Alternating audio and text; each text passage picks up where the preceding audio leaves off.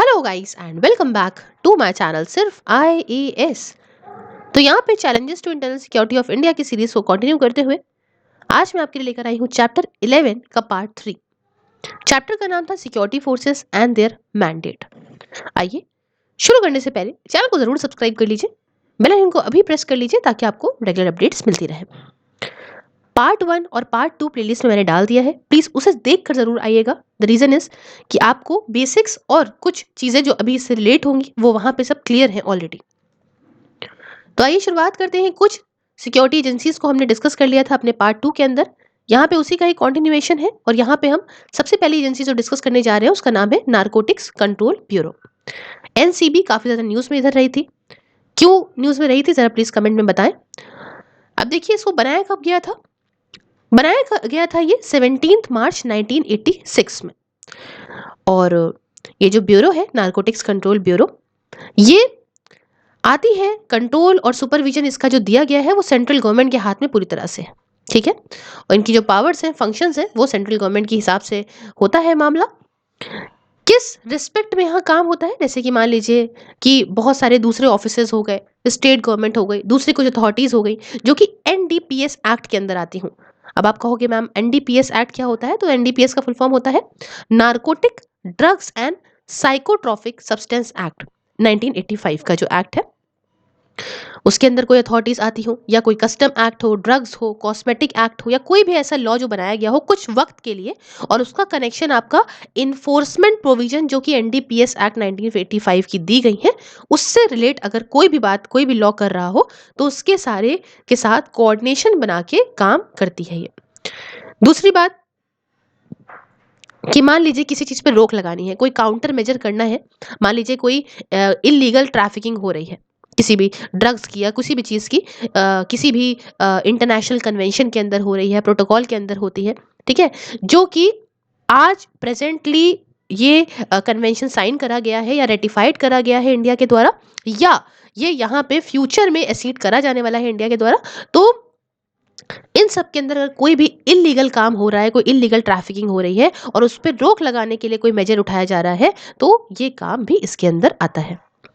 तीसरा ये होता है कि बाकी सारी अथॉरिटीज़ जो कि हमारी फॉरेन कंट्रीज़ में है, या कोई भी जो इंटरनेशनल ऑर्गेनाइजेशन से कोई कंसर्न है, उनको भी ये असिस्टेंस प्रोवाइड करती है कि उनके साथ भी किस तरीके से कोऑर्डिनेट करके काम करना है, ताकि भाई ऐसा हो ना सारे लोग एक साथ मिलकर काम करें और जो इलीगल इलिसिट ट्रैफिकिंग हो रही है ड्रग्स की या ऐसी किसी सब्सटेंस की, उसे दबाया जा सके, उसे रोका जा सके।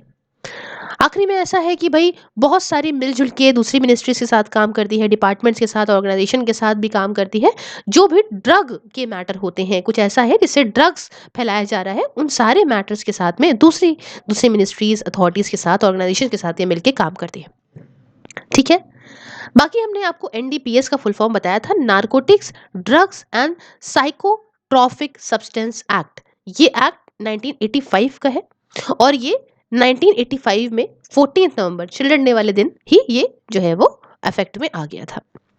अब इसमें क्या है, इसमें कुछ ऐसी प्रोविजंस देखी गई हैं कि भाई इसमें प्रोविजन है कि कॉन्स्टिट्यूट करा जाएगा सेंट्रल अथॉरिटी को, एक सेंट्रल अथॉरिटी बनाई जाएगी इस एक्ट के अंदर। ऐसा एक प्रोविजन डाला गया है कि वो सेंट्रल अथॉरिटी यहाँ पे अपनी पावर्स फंक्शंस निभाएगी सेंट्रल गवर्नमेंट के इस एक्ट के अंदर, ठीक है।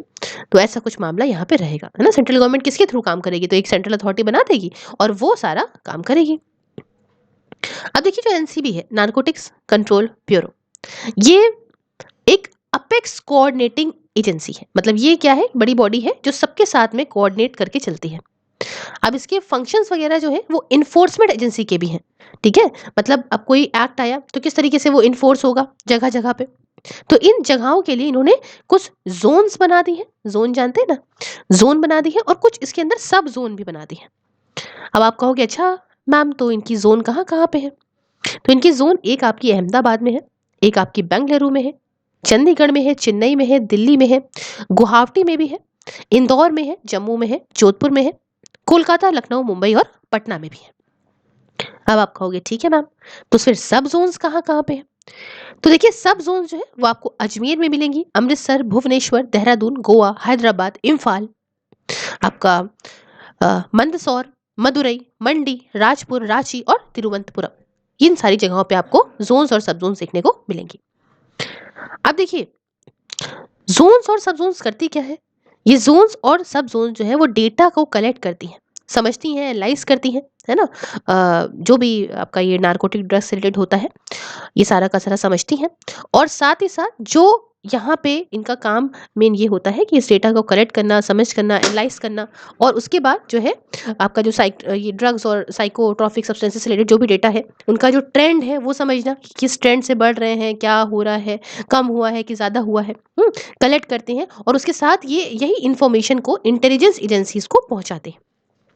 और अच्छे से कोऑपरेट करके, अच्छे से कोऑपरेशन में काम करती हैं दूसरे कस्टम्स के साथ भी, स्टेट पुलिस के साथ भी, और कस्टम एजेंसीज़ के साथ भी, और दूसरे कुछ लॉ एनफोर्समेंट एजेंसीज़ के साथ भी। क्योंकि देखिए होता क्या है ना, कस्टम्स के थ्रू भई अंदर आ सकता है ड्रग बाहर की कंट्रीज़ से, ऐसा कुछ, इसलिए सब मिल-जुल के काम होता है यहाँ पे। अब देखिए, जो national policy on narcotic drugs और साइकोट्रॉपिक सब्सटेंस है, ये किस पे बेस्ड है? ये एक डायरेक्टिव प्रिंसिपल पे बेस्ड है।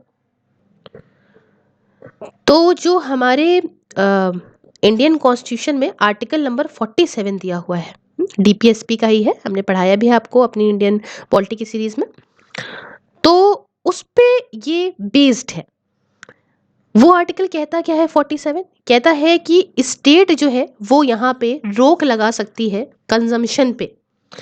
अगर कोई ड्रग्स का कंजम्पशन हो रहा है और वो किसी की हेल्थ के लिए इंजूरियस है, खतरनाक है, तो उस पे स्टेट रोक लगा सकती है। लेकिन हाँ, एक्सेप्शन भी है इसमें। एक्सेप्शन ये है कि मान लीजिए मेडिकल पर्पस के लिए हो रहा है, किसी दवाई में उस ड्रग्स का यूज़ हो रहा है, तो कोई दिक्कत नहीं है। अब देखिए, सरकार की जो पॉलिसी है आपका इसके थ्रू होके भी जा रही है, तो भाई यहाँ पे सीन क्या है? सरकार की पॉलिसी यहाँ पे इस तरह से बनाई जाती है कि हमारा कॉन्स्टिट्यूशनल प्रोविजन भी इसमें मान्य हो जाए और इंटरनेशनल कन्वेंशन भी यहाँ पे जो हम लेके चल रहे हैं वो भी हो। तो ऐसी कोई हमें पॉलिसी बनानी है कि दोनों में ही भाई एक पंथ दो काज हो जाए। अब देखिए, यहाँ पे जो इंडिया है ये सिग्नेटरी है एक सिंगल कन्वेंशन का ऑन एक मतलब इंडिया कई सारे यहाँ पे साइन करे हैं उन्होंने कन्वेंशन जो कि ड्रग्स से रिलेटेड है, जैसे कि आपका single convention on narcotic drugs 1961, ठीक है, और इसे अमेंड भी करा गया था 1972 के प्रोटोकॉल के तहत। उसके बाद इंडिया यहाँ पे कन्वेंशन ऑन साइकोट्रॉपिक सब्सटेंसेस, उसके बाद आपका 1971 इसका है, और United nation convention against illicit traffic in narcotic drugs and psychotropic substances 1988। तो इन सबको साइन करा है इंडिया के द्वारा गया।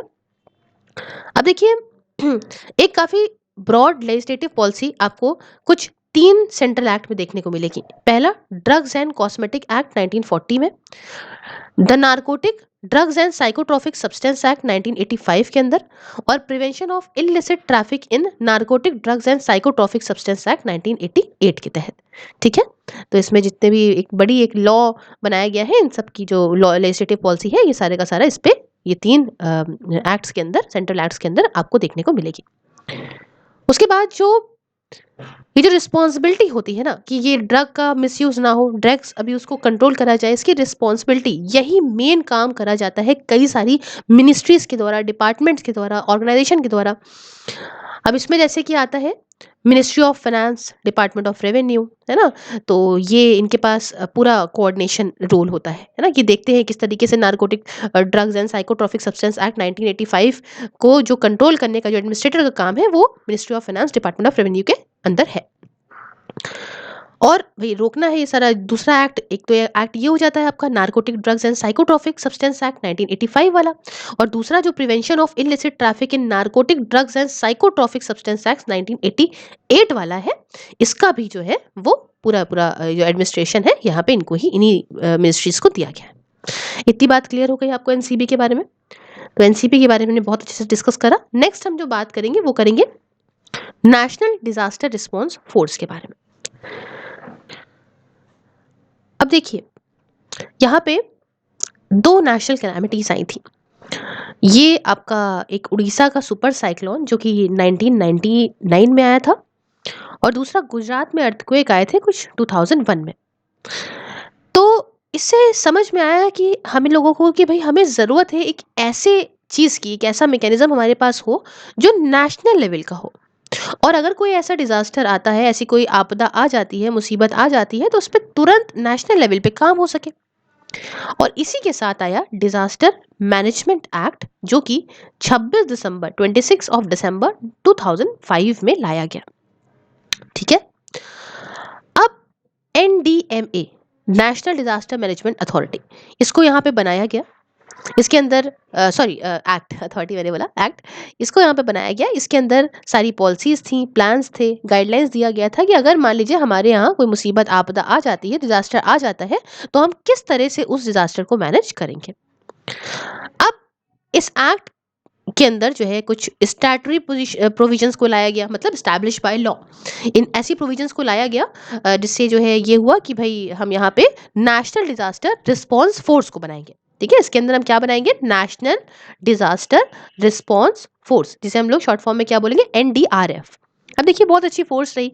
इसका काम ये था कि मान लीजिए कोई नेचुरल या मैन मेड डिजास्टर आता है, मतलब मान लीजिए कोई फैक्ट्री वगैरह में आग लग जाए तो मैन मेड वाला हिसाब किताब हो गया। नेचुरल मतलब अर्थक्वेक आ गया, लैंडस्लाइड आ गया, कोई भी मुसीबत आ गई बड़े लेवल पे, तो इसमें ये फटाफट से हमारी मदद करेगी NDRF। और इसी के साथ 2006 की बात है, 2006 में क्या हुआ कि NDRF को बनाया गया, जिसमें कि कुछ 8 बटालियंस थी, 8 बटालियंस इसके अंदर डाली गई। कहाँ कहाँ से ली गई इन बटालियंस को, तो देखिए 2 को लिया गया BSF से, बॉर्डर सिक्योरिटी फोर्स से, बाकी आपका 2 ली गई CRPF से, 2 ली गई ITBP से, और 2 ली गई CISF से। तो 2 2 सब 4 से ली गई, तो मतलब हो गई टोटल 8। अच्छा, ये सारी कौन कौन सी एजेंसीज हैं, प्लीज ये सारे के सारे फोर्सेस जो है मैंने सबको पढ़ा दिया है, आप इन्हें पार्ट 1 में देख सकते हैं, बहुत ही क्लियरली एक्सप्लेन्ड है। क्लियर है। तो अगर हम आज की बात करें तो आज की डेट में इसमें आपको 10 बटालियन देखने को मिलेगी। 8 थी, 8 से अब 10 हो गई हैं। तो देखिए हर एक जो NDRF की बटालियन है, इसके अंदर आपको कुछ 1149 पर्सोनल देखने को मिलेंगे। और यूनियन कैबिनेट ने अप्रूव कर दिया है कि यहाँ पे अब 2 और बटालियन जो कि SSB से ली जाएंगी, वो भी इसके अंदर आ जाएंगी। तो SSB वगैरह जितनी भी सारी के सारी ये जितने भी हैं सशस्त्र सीमा बल जिसे कहते हैं, ये सब सारी फोर्सेस के बारे में मैंने आपको बताया है पार्ट 1 में। आप प्लीज, तभी मैं कह रही हूँ, देख कर आइएगा। अब देखिए ये जो फोर्स है NDRF, वो धीमे धीमे सबसे ज्यादा अच्छी, वाइब्रेंट, मल्टी डिसिप्लिनरी बन रही है, मल्टी स्किल्ड बन रही है, काफी हाईटेक है, और इकलौती इस तरीके से है कि ये ही डील कर सकती है हर तरह के, नेचुरल हो या मैन मेड डिजास्टर हो, हर तरह के डिजास्टर को डील कर सकती है। समझ रहे हैं, काफी अच्छी फोर्स है ये। और जो डिजास्टर मैनेजमेंट एक्ट हमारा है 2005 का, पहले इसमें क्या था कि पहले दिखा था कि भाई देखिए हम जब दिक्कत आएगी तो उस समय ही भैया रिस्पॉन्स करेंगे। अब इन्होंने धीमे धीमे अपनी चीज़ों को चेंज करा है। अब ये चाहते हैं कि फटाफट कुछ से चीज़ों को करें, होलिस्टिक चीज़ों को करें, मतलब ऐसा नहीं सिर्फ एक फील्ड में रहे। अब हम हर एक फील्ड को अपने दिमाग में लेके चलते हैं, और अब क्या है कि हमें मैनेज करना है डिजास्टर को, इस तरह से मैनेज करना है कि पहले तो कोशिश करनी है डिजास्टर आए ना, चीज़ों को प्रिवेंट करके ही रखें हम। ठीक है, हटाएं, कोशिश करें कि डिजास्टर आए ही ना, है ना। प्रिपेयर, अगर मान लीजिए आ जाता है तो भाई उसके लिए हम प्रिपेयर होके चले, है ना। तो अभी आपने देखा होगा, अभी ये कोरोना के टाइम पे इतना कुछ इस पे सवाल भी उठने लगे हैं, क्योंकि भाई हमारी ये प्रिपेयर्डनेस यहाँ पे थोड़ी सी हल्की कम थी। ठीक है, लेकिन अगर हम NDRF की स्पेशली बात करें तो इसने काफ़ी इंपॉर्टेंस दिखाई है अपनी, क्योंकि इसके अंदर काफ़ी स्किल्ड रेस्क्यू है, मतलब लोगों को बचाने के लिए काफ़ी अच्छे पर्सनल इसके अंदर है ना। रिलीफ ऑपरेशन ये लोग बहुत अच्छे से प्रोवाइड कर लेते हैं, रेगुलर और काफ़ी अच्छी इंटेंसिव ट्रेनिंग है। फिर ट्रेनिंग के बाद इनकी रीट्रेनिंग होती है, इनकी कैपेसिटी को बार बार और ज़्यादा बिल्ड करा जाता है ना। और जो ये करते आ रहे हैं, इनकी एक्सरसाइज को और बढ़ाते हैं, इनकी रिस्पॉन्सिबिलिटी जो भी है उस एरिया में इनको और मजबूत बनाते हैं, है ना। तो मॉक ड्रिल्स होती हैं, जॉइंट एक्सरसाइज भी हुआ करती हैं दूसरे दूसरे स्टेक होल्डर्स के साथ में। तो समझ रहे हैं ना, तो काफ़ी अच्छी है, काफ़ी ज़्यादा है। और ये ऐसा मान रहे हैं कि ये क्लेम ये कर रहे हैं कि हम पूरे वर्ल्ड की सबसे अच्छी इसको बना लेंगे। अब देखिए यहाँ थोड़ा सा जानते हैं कि रोल और मैंडेट क्या है NDRF का। तो पहला क्या है कि देखिए स्पेशलाइज रिस्पॉन्स ड्यूरिंग डिजास्टर, कि अगर मान लीजिए कोई मुसीबत आ जाती है, डिजास्टर आपदा आ जाती है, तो फटाफट से एक अच्छे तरीके से ये रिस्पॉन्स करती हैं और उससे लोगों को रिलीफ पहुंचाती हैं। दूसरा, proactive deployment during impending disaster situations. देखिए, अगर मान लीजिए कोई डिजास्टर आता है, कोई भयानक सिचुएशन है, यहाँ पे बहुत मुसीबत आ गई है, अचानक से आपदा आ गई है, तो वहां पे फटाफट से अपने पर्सनल को भेजना, फटाफट से वहां को चीजों को, वहां पे लोगों को तैनात करना। तीसरा, कि भाई अपनी स्किल्स को, अपनी ट्रेनिंग को वक्त के साथ साथ और अपग्रेड करते रहना और अच्छी बनाते रहना। समझ रहे हैं ना? मॉक ड्रिल्स, रिहर्सल्स के माध्यम से काफ़ी कुछ चीज़ें होती हैं कि भई ऐसा सोचा कि ऐसा हो सकता है, उसके लिए हमने यहाँ पे मॉक जो है रिहर्सल करी। उसके बाद साथ ही जो बेसिक और ऑपरेशनल लेवल ट्रेनिंग होती है स्टेट रिस्पांस फोर्सेस की, उससे यहाँ पे इम्पार्ट करना, जैसे कि स्टेट रिस्पांस फोर्सेस जैसे कि आपका पुलिस हो गई, सिविल डिफेंस हो गए, होम गार्ड्स हो गए, ठीक है, और कम्युनिटी, यहाँ पे जो सारे एनडीआरएफ बटालियंस होती हैं एक्टिवली कई सारी चीज़ों में इंगेज होती हैं, जैसे कि आपका कम्युनिटी कैपेसिटी बिल्डिंग प्रोग्राम, ठीक है, आसपास के लोग हैं उनके अंदर कैपेसिटी बिल्डिंग और करना, पब्लिक में अवेयरनेस फैलाने के लिए कैंपेन चलाना, फिर कुछ एग्जीबिशंस के थ्रू, जैसे पोस्टर्स, पैम्पलेट्स, लिटरेचर्स के थ्रू, है ना, किताबों वगैरह के थ्रू चीज़ों को फैलाना, अवेयर करना। तो काफ़ी अच्छा रोल है एनडीआरएफ का, और साथ ही साथ यहाँ पे इस एक्ट के अंदर आती है वो, आपका हमने आपको सब कुछ बता दिया, डिजास्टर मैनेजमेंट एक्ट। नेक्स्ट जो एजेंसी उसकी बात करेंगे वो स्पेशल फ्रंटियर फोर्स की बात करते हैं। अब ये स्पेशल फ्रंटियर फोर्स क्या है? ये एक पैरामिलिट्री स्पेशल फोर्स है हमारे इंडिया की, जिसे हम लोगों ने 14 नवंबर 1962 में बनाया था, ठीक है, ये भी चिल्ड्रंस डे वाले दिन बनी थी। इसका जो मेन एम था, मेन गोल था स्टार्टिंग में, वो ये था कि जो चाइनीज लाइंस पे यहाँ पे कवर्ड करना operations behind Chinese lines in the event of another Sino Indian war. ठीक है, ये जो हमारा उस समय हुआ क्या था कि हमारी लड़ाई जो हुई थी चाइनीज के साथ में, तो उनके बेसिस पे यहाँ पे उस लड़ाई को कैसे हमें यहाँ पे और आगे अपने आप को मजबूत बना के चलना है, इसके बेसिस पे ये बनाई गई थी। और इसे इस्टेब्लिशमेंट 22 भी कहा जाने लगा। क्यों कहा जाने लगा ये समझिएगा, क्योंकि इसके जो पहले इंस्पेक्टर जनरल थे उनका नाम था बच्चों मेजर जनरल सुजान सिंह उबान। ये इंडियन आर्मी के थे और ये कमांडर हुआ करते थे कुछ 22 माउंटेन रेजिमेंट के। ये किस टाइम पे हुआ करते थे इसके कमांडर? वर्ल्ड वॉर 2 के टाइम पे। हम्म। और एक मिलिट्री क्रॉस होल्डर, एक इतने लेजेंडरी फिगर थे ये, बहुत ही महान इंसान थे ब्रिटिश इंडियन आर्मी के भी। अब क्या हुआ, जो सिंह साहब थे, सुजान सिंह साहब, इन्होंने कमांड करा था 22 माउंटेन रेजिमेंट को वर्ल्ड वॉर 2 के टाइम पे यूरोप में। और एक बहुत उम्दा बात यह है कि इन्होंने एक बहुत long range desert squadron LRDS को भी इन्होंने यहाँ पे जो है वो कमांड करा था नॉर्थ अफ्रीका के अंदर। तो काफ़ी अच्छी एक लेजेंडरी पर्सनालिटी थे और उसी के चलते इनको इस SSF को इस्टेब्लिशमेंट 22 भी कहा जाने लगा था। अब देखिए इस्टेब्लिशमेंट 22 तो ठीक है, स्पेशल फ्रंटियर फोर्स जो है SFF सॉरी, ये आपका चक्राता में बेस है। चक्राता एक बहुत अच्छा टूरिस्ट स्पॉट भी है उत्तराखंड के अंदर। अगर आप नहीं गए हैं तो ज़रूर देख कर आएँ, काफ़ी अच्छी बर्फबारी होती है वहाँ पे। तो ये बेस्ड है वहाँ पे, और ये फोर्स जो है वो डायरेक्ट सुपरविजन में आती है IB के, इंटेलिजेंस ब्यूरो के। बाद में रिसर्च और एनालिटिकल जो एनालिसिस विंग जो है इंडिया की एक्सटर्नल इंटेलिजेंस एजेंसी, उसके अंदर ये आने लगी। ठीक है, तो ये कुछ बात हमने करी स्पेशल फ्रंटियर फोर्स के बारे में। नेक्स्ट जो हम बात करने जा रहे हैं वो है हमारा रिसर्च एंड एनालिसिस विंग। अभी हमने ऊपर नाम सुना और हम यहाँ पे उसके बारे में जानेंगे। तो देखिए, रिसर्च एंड एनालिसिस विंग बहुत ही फेमसली रॉ के नाम से जानी जाती है। रॉ की एजेंसी जानते हैं आप? तो ये प्राइमरी कह सकते हो आप, ये फॉरेन इंटेलिजेंस एजेंसी है हमारे इंडिया की। इसको कुछ 21 सितंबर 1968 में इस्टेब्लिश करा गया था। क्योंकि हुआ क्या था कि जो सीनो इंडियन वॉर हुई थी, चाइना के साथ जो हमारी वॉर हुई थी, और जो इंडो पाकिस्तानी वॉर्स हुई थी, इसके बाद हमने देखा था कि हमारे इंटेलिजेंस एजेंसीज का फेलियर हमें वहाँ पे देखने को मिला था और सरकार को काफ़ी इससे लॉस भी हुआ था। तो ये सरकार को भाई लगा कि हमें एक स्पेशलाइज्ड, एक ऐसी, एक इंडिपेंडेंट, जो किसी के अंदर ना आती हो, एक ऐसी एजेंसी बनानी है जो पूरी तरीके से फॉरेन इंटेलिजेंस की गैदरिंग को अपने आप को समर्पित करे और उन्हीं के लिए बने। पहले क्या होता क्या था ना, कि पहले जो हमारी इंडिया के अंदर जो डोमेस्टिक थी और जो फॉरेन इंटेलिजेंस थी, दोनों को IB देखता था, इंटेलिजेंस ब्यूरो देखता था। लेकिन उन्होंने समझा हमें फॉरेन के लिए किसी और की भी ज़रूरत पड़ेगी, क्योंकि एक बॉडी अगर इन दोनों को देखेगी तो शायद अच्छे से काम ना हो पाए, और जो कि हमने देखने को भी मिला दोनों ही वॉर्स में।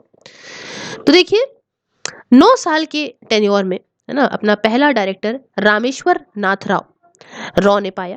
रॉ क्विकली जो है एक अच्छी ग्लोबल इंटेलिजेंस कम्युनिटी के अंदर आई और अच्छा रोल निभाने लगी। बहुत सारे इवेंट्स में इसने रोल निभाया, जैसे कि बांग्लादेश को आज़ाद कराने में। उसके साथ साथ जो आपकी सिक्किम है, सिक्किम को हमारे इंडिया में आया है सिक्किम, तो उसके अंदर लाने में। और इस एजेंसी का जो मेन प्राइमरी फंक्शन था वो ये था कि फॉरेन जो इंटेलिजेंस है उस यहाँ पे उसे गैदर करना, मतलब कि जो टेररिज्म हो रहा है उस टेररिज्म पे किस तरीके से हम रोक लगा सकते हैं, किस तरीके से टेररिज्म को काउंटर कर सकते हैं, समझ रहे हो आप। और हमारे इंडिया के पॉलिसी मेकर्स जो हैं उनको एडवाइस करना, इंडिया की जो फॉरेन स्ट्रैटेजिक इंटरेस्ट है उसको और एडवांस करना, तो काफ़ी अच्छे इसके काम थे।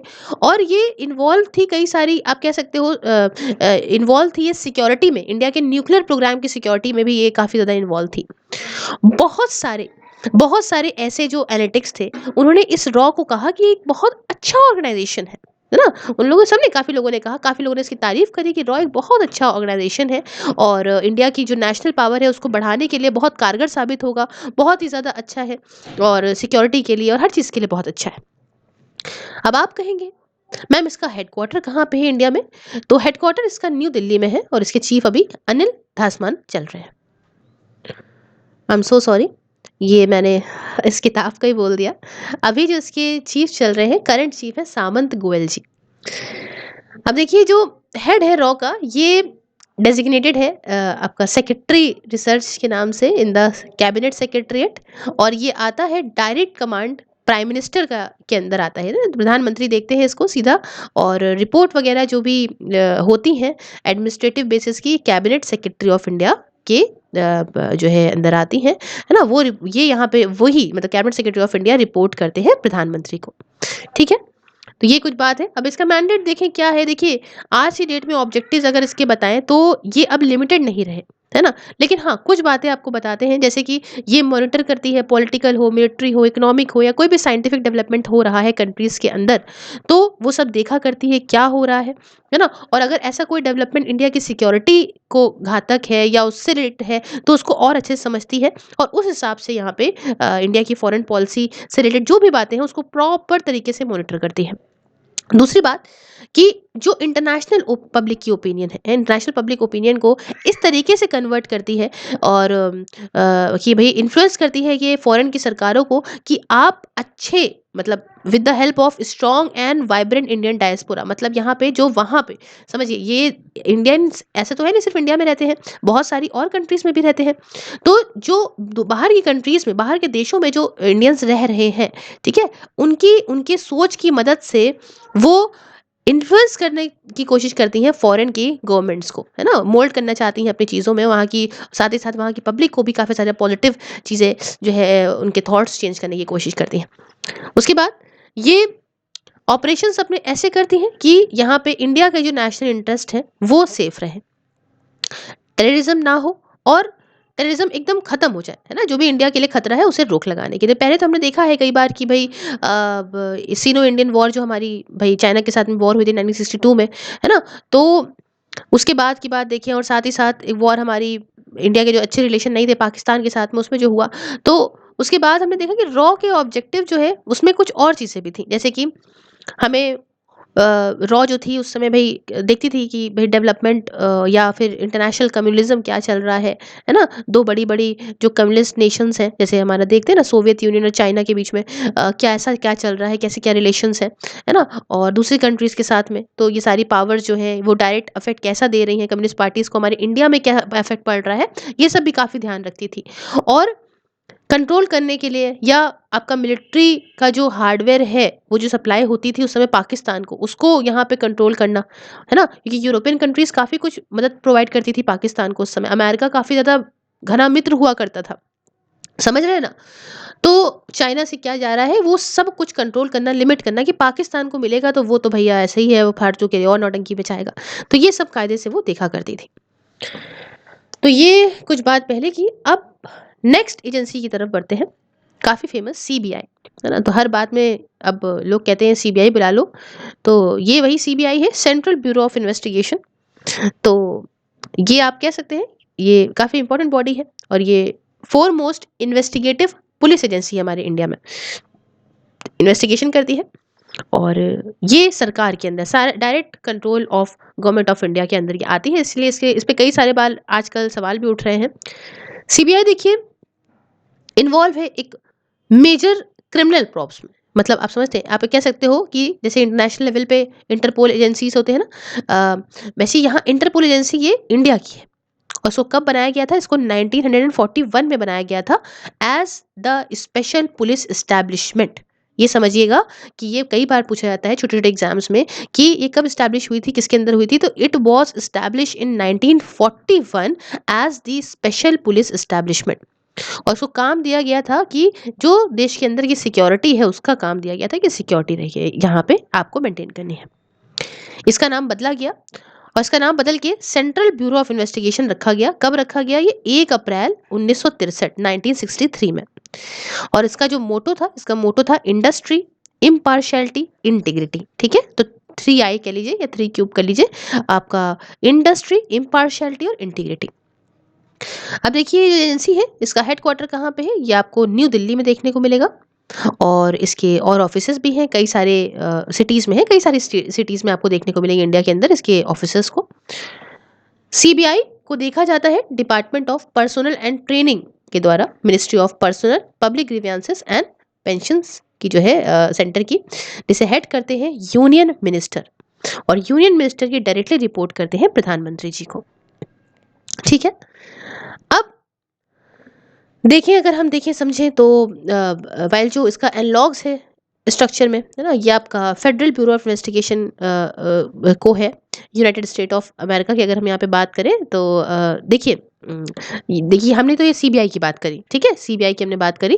अब अगर हम बात करें कि इसी की तरह दिखने वाली एक एजेंसी जिसे हम कहेंगे फेडरल ब्यूरो ऑफ इन्वेस्टिगेशन, जो कि आपकी यूनाइटेड स्टेट्स ऑफ अमेरिका की है, अगर हम उससे इसको कंपेयर करके देखें तो सीबीआई की जो पावर्स है, फंक्शंस है, वो लिमिटेड है सिर्फ क्राइम्स बाय एक्ट से। मतलब समझे क्यों? एक एक्ट के थ्रू यहाँ पे हो रहा है ना मामला। एक्ट कौन सा है? Delhi special police establishment act 1946 का। ठीक है, तो उस हिसाब से जो चीजें दी गई हैं उसके अंदर उसी से रिलेटेड ही यहाँ पे पावर आपको सीबीआई के अंदर दी गई है। और वहाँ ऐसा नहीं है, फेडरल ब्यूरो ऑफ इन्वेस्टिगेशन जो कि यूनाइटेड स्टेट्स ऑफ अमेरिका की है, उसके अंदर ऐसी कोई चीज़ नहीं है, उसको थोड़ा सा ओपन है चीज़ें, उसके पास थोड़ी ज़्यादा पावर है। और सीबीआई को जो इस्टेब्लिश किया गया था, तो इस्टेब्लिश किया गया था इंडिया की फोरमोस्ट इन्वेस्टिगेटिव एजेंसी के तौर पे, है ना।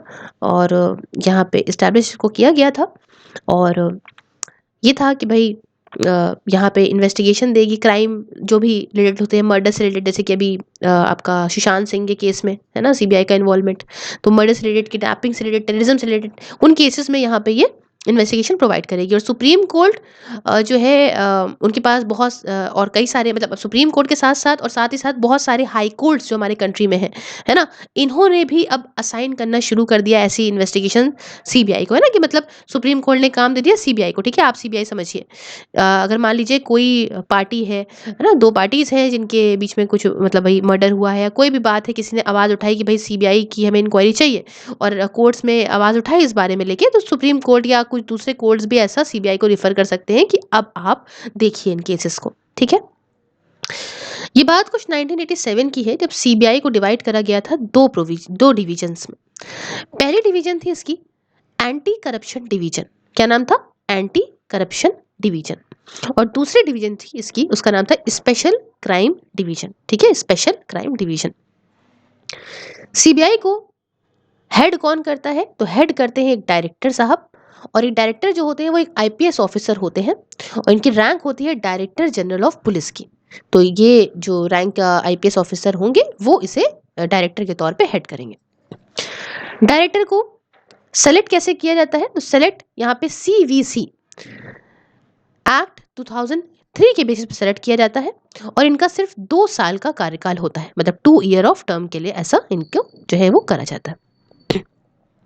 अब देखिए जो इस Delhi special police establishment act था उसे बाद में थोड़ा चेंज भी किया गया था और इसके तहत यहाँ पे क्या हुआ था, पावर ये मिल गई थी, एम्पावर किया था इसने, जो amended Delhi police establishment act था, इसने एम्पावर किया था कमेटी को कि अब ये डायरेक्टर को, सीबीआई के डायरेक्टर हैं वो कमेटी अपॉइंट करेगी।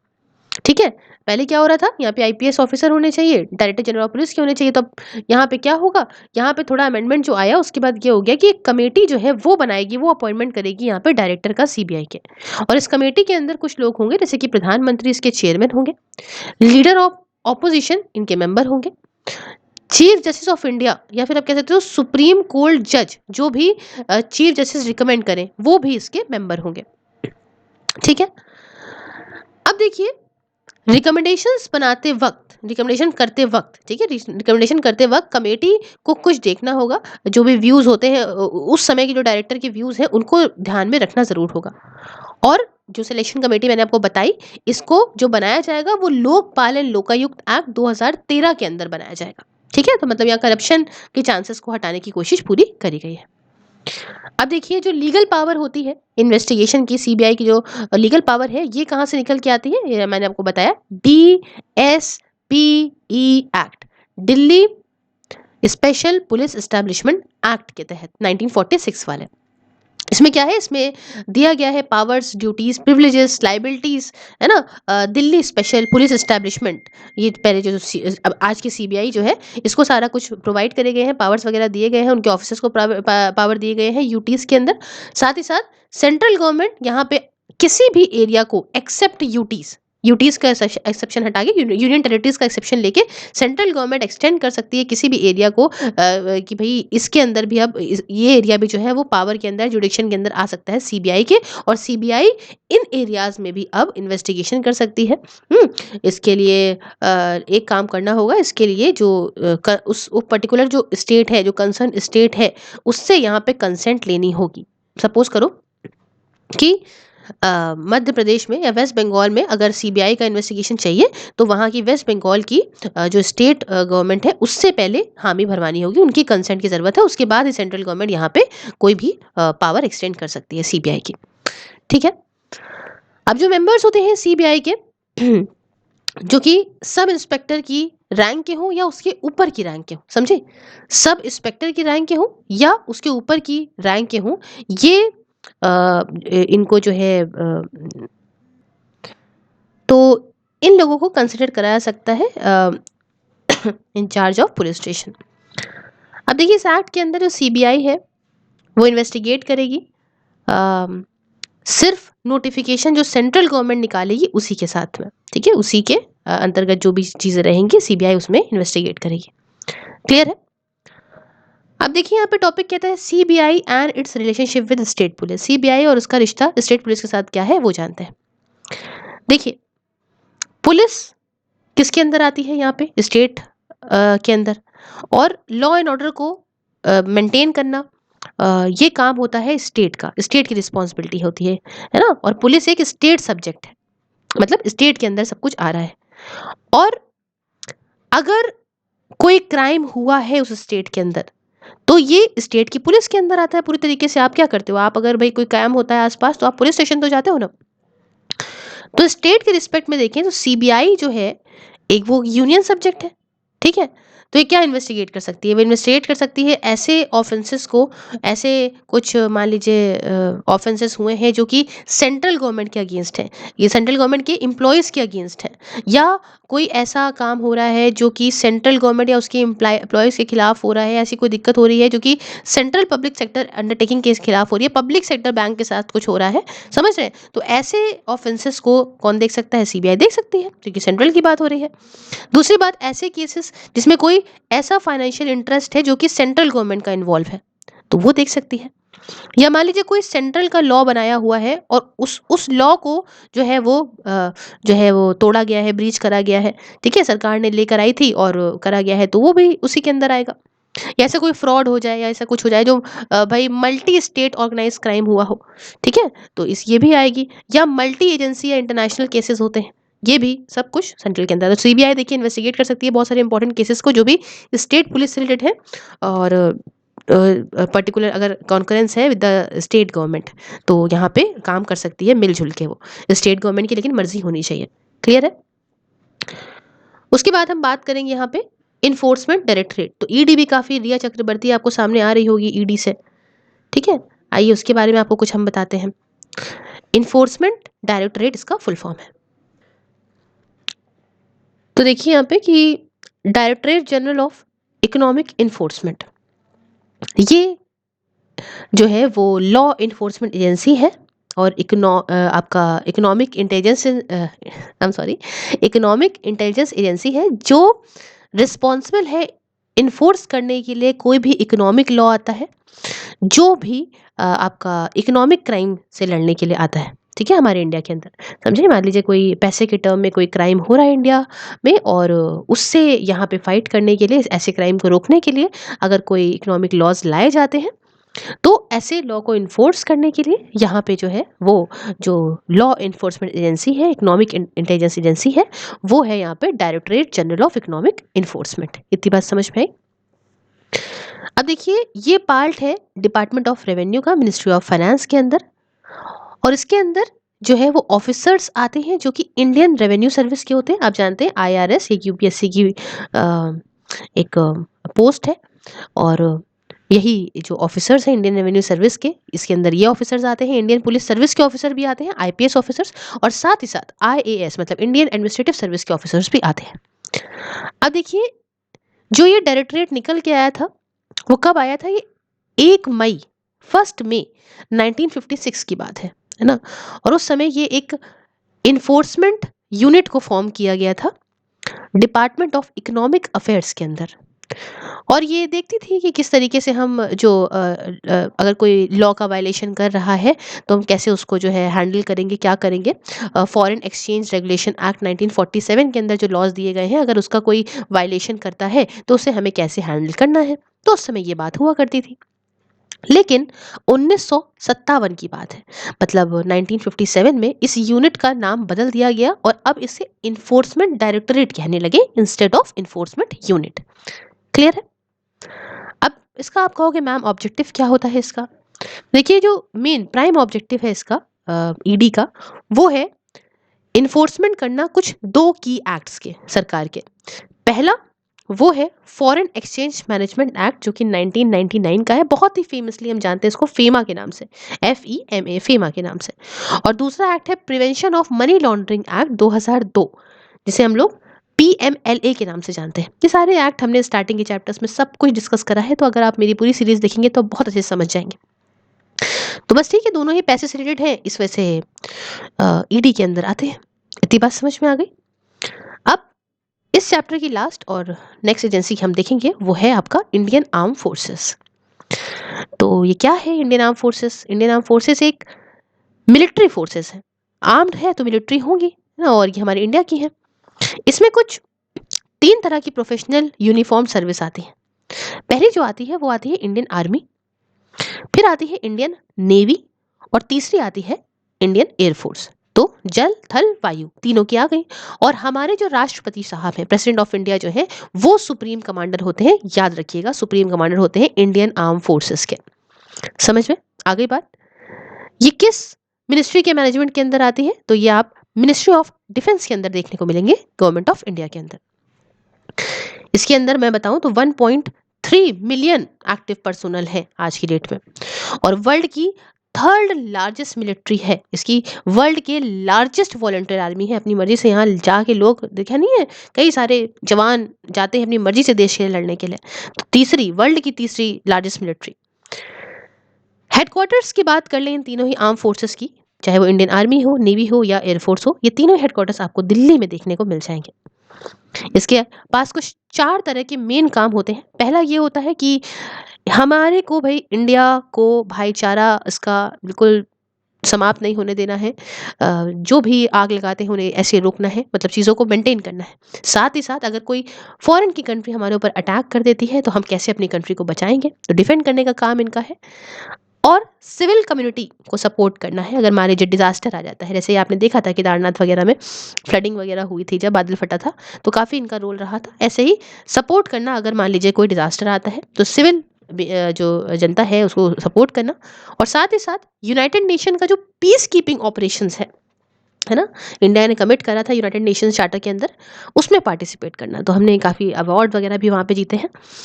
तो ये है हमारा चैप्टर जो समाप्त और खत्म हो जाता है यहाँ पे। If you like the video please like the video, share it with your friends, subscribe your channel Sirf IAS, and if you want to join me on YouTube, you can press the join button and enjoy the various perks. These videos are available on the Facebook also. It is by the name of Sirf IS. You can like the page and watch these videos there also. Along with this, other social media handles like Sirf IS Twitter, Sirf IS Instagram, and Sirf IS Telegram. If you want to join them, any of them, you can go to the link which is present in the description box. Thank you so much for discussion. Have a wonderful day ahead. Take care.